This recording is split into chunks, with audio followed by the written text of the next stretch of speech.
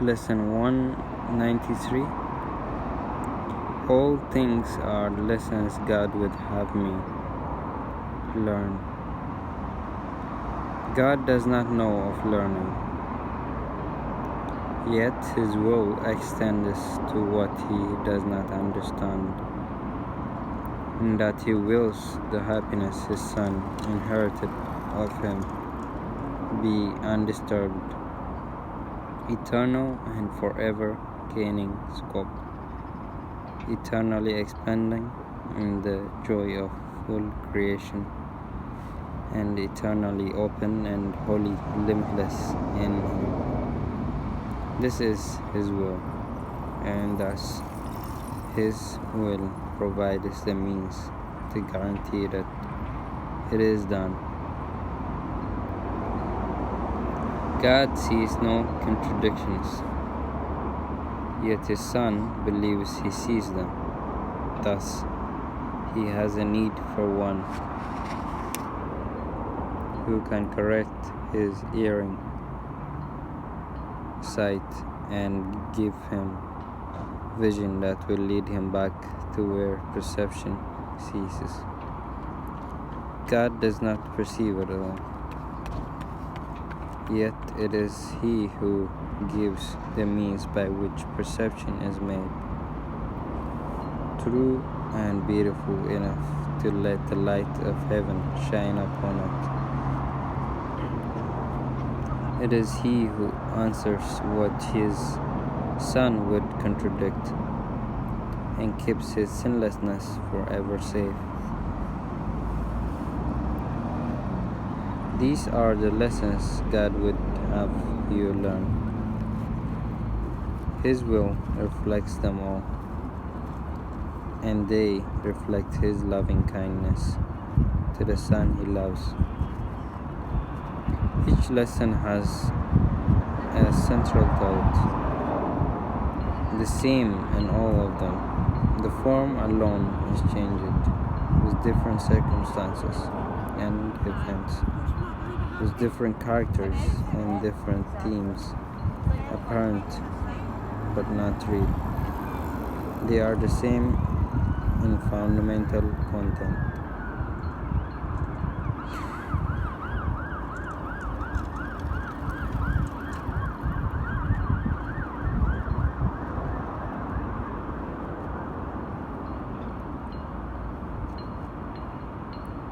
It is this for forgive and you'll see this differently. Certain it is that all distress does not appear to be but unforgiveness, yet that is the content underneath the form. It is this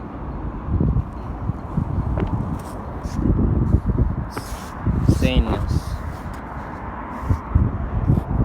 which makes learning sure, because the lesson is so simple that it cannot be rejected in the end. No one can hide forever from a truth so very obvious.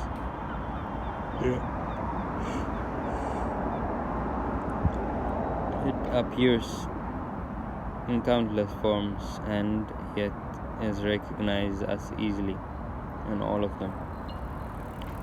If one but wants to see the simple lesson there, forgive and you'll see this differently. These are the words the Holy Spirit speaks in all your tribulation, all your pain, all suffering, regardless of its forms. These are the words with which temptation ends and guilt abandoned is revered no more. These are the words which end the dream of sin and rid the mind of fear. These are the words by which salvation comes to all the world. Shall we not learn to say these words when we are tempted to believe that pain is real and death becomes our choice instead of life? Shall we not learn to say these words when we have understood their power to release all minds from bondage? These are words which give you power over all events which seem to have been given power over you. You see them brightly when you hold these words in full awareness. And do not forget these words. Apply to everything you see or any brother looks upon amiss.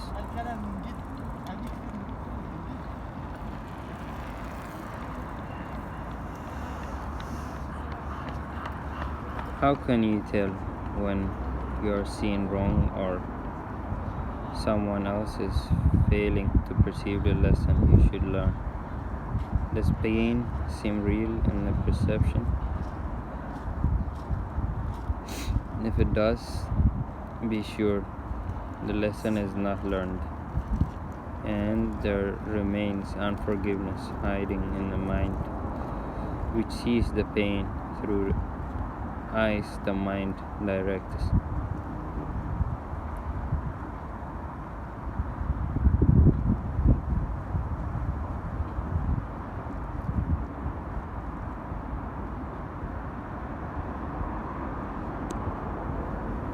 God would not have you suffer thus. He would help you forgive yourself. His Son does not remember who he is, and God would have him not forget his love and all the gifts his love brings with it. Would you now renounce your own salvation? Would you fail to learn the simple lessons heaven's teacher sets before you, that all pain may disappear and God may be remembered by his Son? All things are lessons God would have you learn. He would not leave unforgiving thoughts without correction, nor one thorn or nail to hurt his scarce Son in any way. He would ensure his holy rest remain untroubled and serene, without a care in any eternal home which cares for him, and he would have all tears be wiped away, with none remaining yet unshed, and none but waiting their appointed time to fall. For God has willed that laughter should replace each one, and that his Son be free again.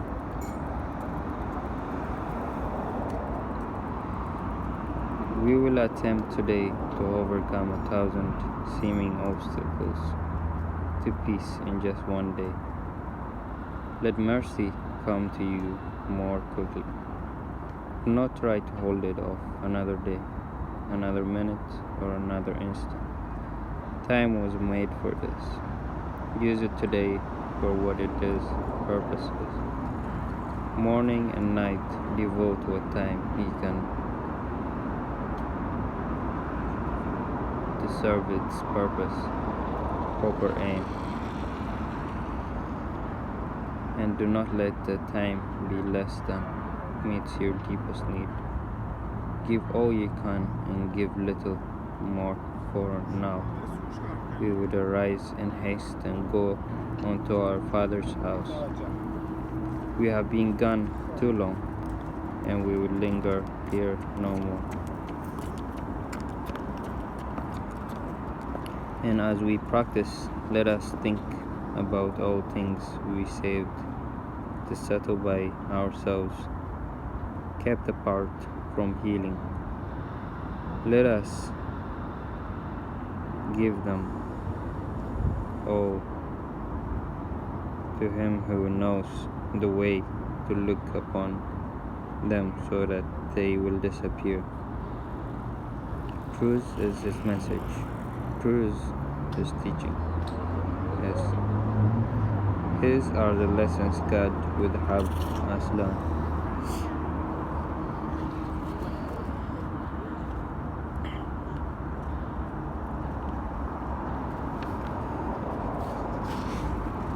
Each hour, spend a little time today and in the days to come in practicing the lessons in forgiveness in the form established for the day, and try to give it application to the happenings the hour wrote, so that the next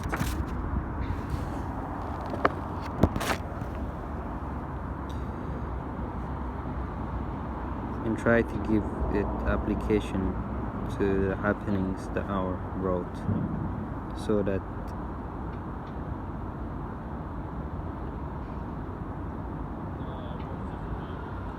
the next one is free of the one before.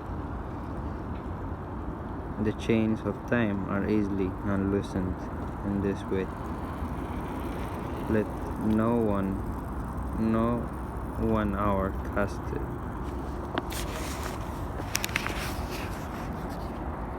its shadow on the one that follows. When that one goes, let everything that's happened and its course go with it. Thus will you remain unbound in peace, eternal in the world of time. This is the lesson God would have you learn. There is a way to look on everything that lets it be to you another step to Him and to salvation of the world. To all that speaks of terror, answer thus: I will forgive, and this will disappear. To every apprehension, every care, and every form of suffering, repeat this self-same words, and then you hold the key that opens heaven's gate and brings the love of God, the Father, down to earth at last, to raise it up to heaven. God will take His final step Himself. Do not deny the little steps He asks you take to Him.